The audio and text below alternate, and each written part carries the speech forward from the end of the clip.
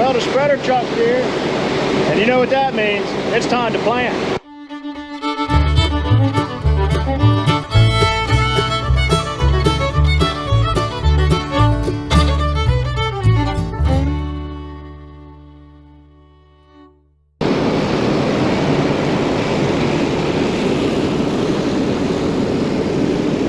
So the reason we had to wait for this to be spread wasn't so much for the fertilizer. We can spread or spray the fertilizer ourselves. The potash is a nutrient that is needed. I'm not sure if it's considered a base element or not, but it improves stalk health, it improves overall plant health, and we can't spread that ourselves with the equipment we have. And honestly, we don't have the time to spread it ourselves this year. So that's why we delayed ourselves a day to make sure that this was in. Now, we could have planted and they could have spread it over top of what we planted. The problem with that is, you see how wide their tire tracks are. They can't fit between the rows that we plant. And that's a heavy piece of equipment. So we didn't want to, one, compact our soil and cause an issue with the plant emergence after we planted. And two, we like to incorporate the potash and the fertilizer into the soil. That way you don't lose as much to denitrification. Denitrification is the process by which the fertilizer will volatilize and actually outgas. It'll gas off into the atmosphere and you lose the available nitrogen to the plant. So by incorporating it and keeping the sun off of it, you reduce that volatilization. Now, it's not as bad with pelletized fertilizer. It's much reduced from if we were to spray liquid out here, but it still happens, and it's still money going out the window. You got my coffee?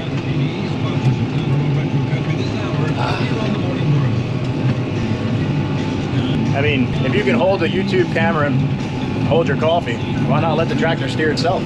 You can see this is the fertilizer and the potash. So if you look, the white is the fertilizer, and then you see these little pink pellets is the potash. And you see it's not spread very thick, almost about as thin as what you see the lime spread. But these are much larger pellets. It's not more like a flour.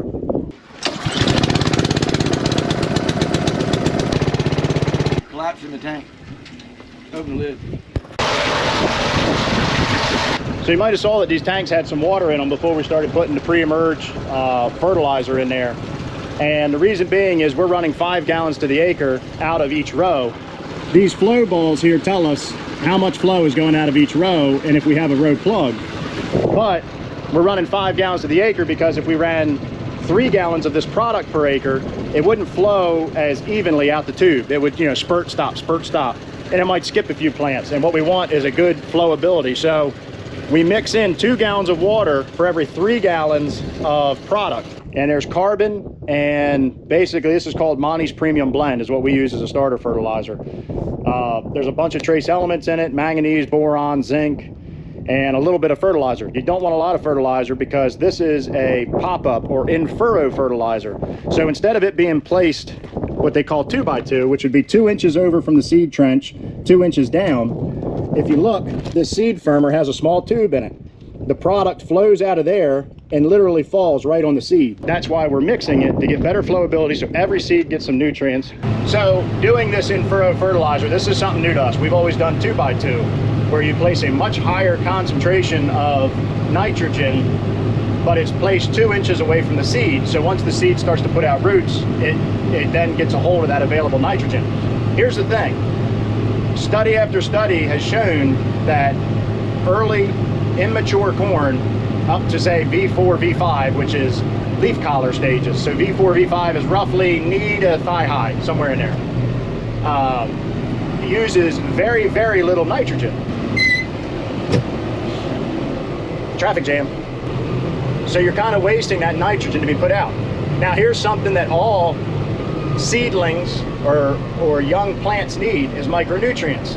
And that's where pop-up or in-row fertilizer comes into play, because it places micronutrients and things that young seedlings need to thrive, grow faster. And actually it's been proven with the micronutrients and carbon and just a little bit of fertilizer will actually cause the soil microbes to become more active, and it'll increase the temperature in the seed furrow. Now, I'm not saying it gets to a 95 degrees and you're baking bread down there, but by increasing that temperature, it causes the seed to germinate quicker, which leads to a quicker emergence of the plant coming out of the ground. Well, there it is, the first corn planted of 2021, all 100 feet of it.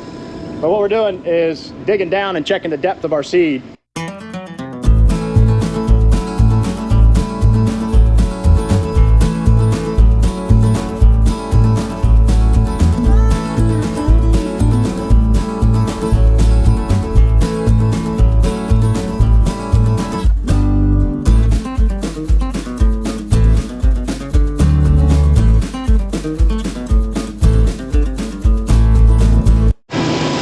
We just had to change out a seed sensor. We knew it was bad last year and we weren't sure which one it was, so we got the plant, now we know. But these seed sensors, all they do is it's an infrared light that goes across this tube. This is the seed tube, and it counts every time a seed passes by it. So pretty simple how it works, but aggravating when it doesn't work.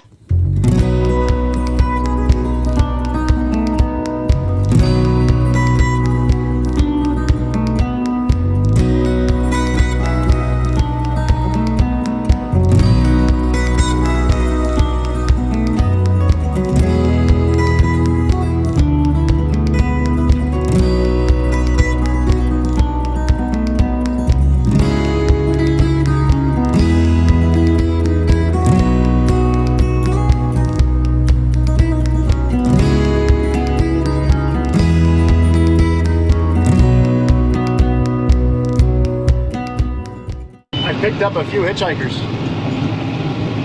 You say Reese? Hi. And? Hello. So we will be planting our house today, and I'm out here just disking the final pass, incorporating that fertilizer and potash that we spread out, that you saw getting spread out on the other farm. So what do you guys do with your family and on your family outings? We just kind of pile in the tractor. There's one back there, I got one here. I got a little one up here. No, you said there's one back here. And Mom. There's two back here, Shelly. Like, subscribe, share. Shoot. I thought they'd never leave. I didn't start picking up the camera again until the family got into the tractor here at the home farm. We had a lot of problems earlier with the planter. Not really much of the planter's fault as much as it was settings. However, we didn't change those settings from last year. The only thing I can surmise is that we're in a little bit softer ground. This disc fluffs the ground more than the cultivator and the rolling harrow used to. So the only thing I can come up with is the ground is softer. And what we were having a problem with was our row cleaners were set too deep for this soft ground, and they were plowing the dirt. So we just had to move all the row cleaners up. That's no big deal. But then we were having an issue with the planter and the amount of seeds that it was putting out. Now, one of the problems was the monitor. I had an adjustment in there, and it's my fault, but I had it set for wheat instead of planting corn. It was too sensitive, essentially, and it was counting anything that was passing in front of it as corn. So our population was all over the place. So got that figured out. Then we ran into an issue where we couldn't seem to get our air pressure right. And by that, I mean, it uses air pressure to hold the seed up against the seed plate, and then as the seed plate rotates, it falls out of the pressure, and then the seed drops down the tube. Well, if you run the pressure too high, you double up on seeds. You get two seeds in a hole. If you run it too low, it won't hold the seed in the hole, and then you have what's known as a skip. Well, all of this comes into play when you're talking about population and singularity. Population is how many seeds per acre you're planting. We're shooting for 28,000 seeds per acre because it's drier, sandy ground. Well, you know, on our wetter, heavier ground, we might go 32,000 seeds per acre. But then you talk about singularity. So let's just say, for round numbers, we want spacing of 3 inches. So every 3 inches, we want a corn plant. Well, if you have 2 kernels drop at the same time, 2 seeds drop at the same time, now you got a double. And that's 2 plants that are going to grow right on top of one another.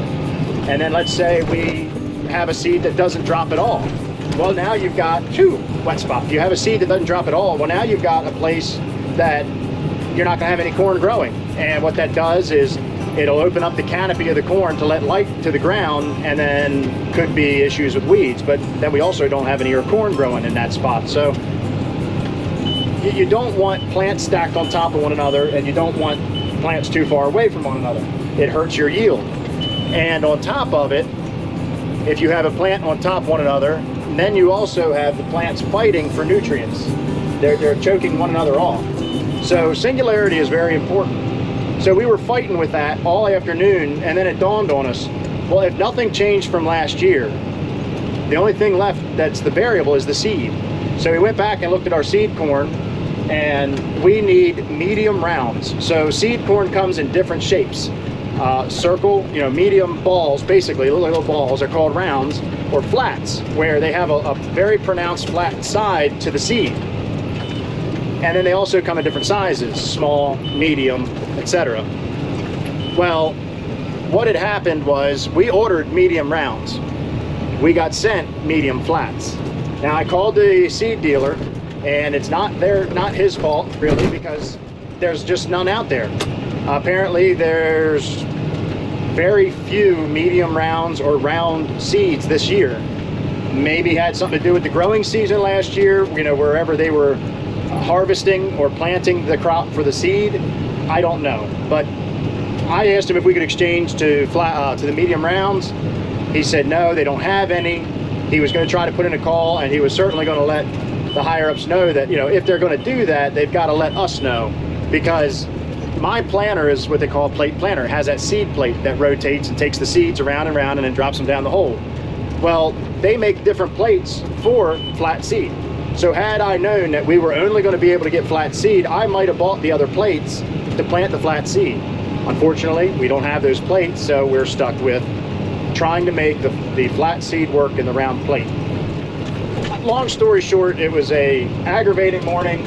I did try to film some stuff, but it just got to where we were jumping around and stopping and jumping around, and we want to get this stuff figured out so we can get planting, and I just honestly didn't want to slow us down.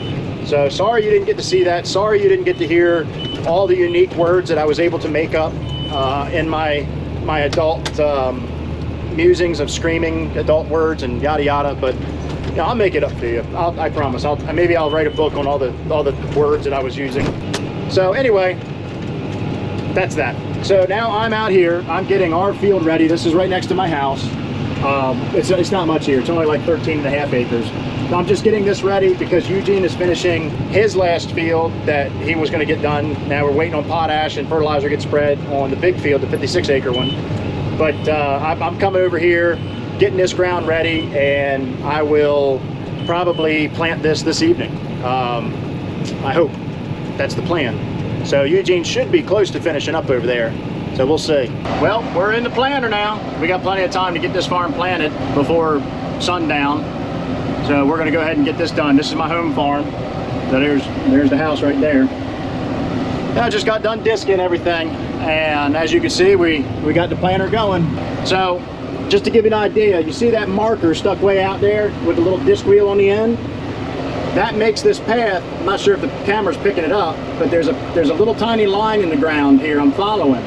Well, that row marker makes that path. And all I need to do to make sure my spacing between this pass and my last pass over there is correct is make sure that I am right dead center of where that row marker is. That's why you see those. Now the guys with GPS systems that steer the tractor for them, they don't need the row markers because they have the GPS to do that for them. So here, I'll do this. You can see that line a little bit easier. It's right there, right dead center of the tractor. That line in the dirt, and that's what I'm following. Now this here is the monitor that's telling me how everything is going. So you see here, I got average of 27,000 plants per acre, almost 28. We have it set to do 28, but because of the wrong seed, it's really kind of hard to get this planter set properly. But you see we're doing a max of 29,000, so there's one row that might be planting that far, and there you go. Look, we just had a row quit. So I gotta get out and see what that is.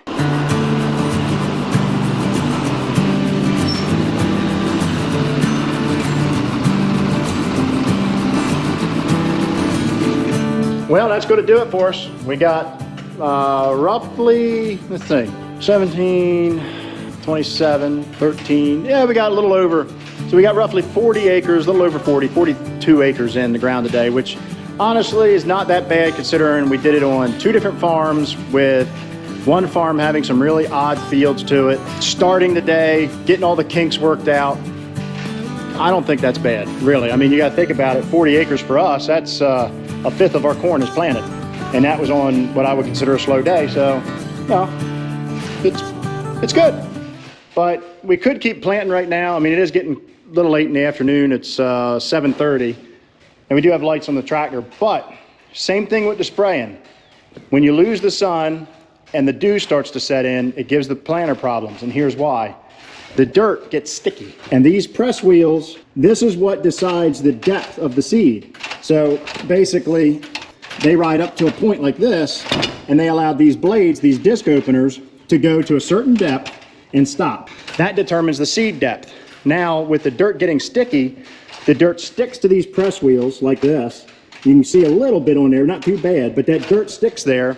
And as it builds up around that wheel, you start to have your seed go shallower and shallower as a result. So in situations like this where the groundwater level is so high, as soon as that sun is off the ground, the moisture sets in immediately because it's actually wicking back up to the surface. So it's best just to stop, wait until you get good conditions and go again. So Eugene's actually in the big tractor with the Landau over on one of his fields. They spread potash and fertilizer there, so he's getting it ready. So that way tomorrow I can finish up getting it ready, and then we can hit it first thing in the morning with planting. So that's going to do it for us today. Thank you all for watching. Goodbye from Delmarva. Shorebilly Farmer out.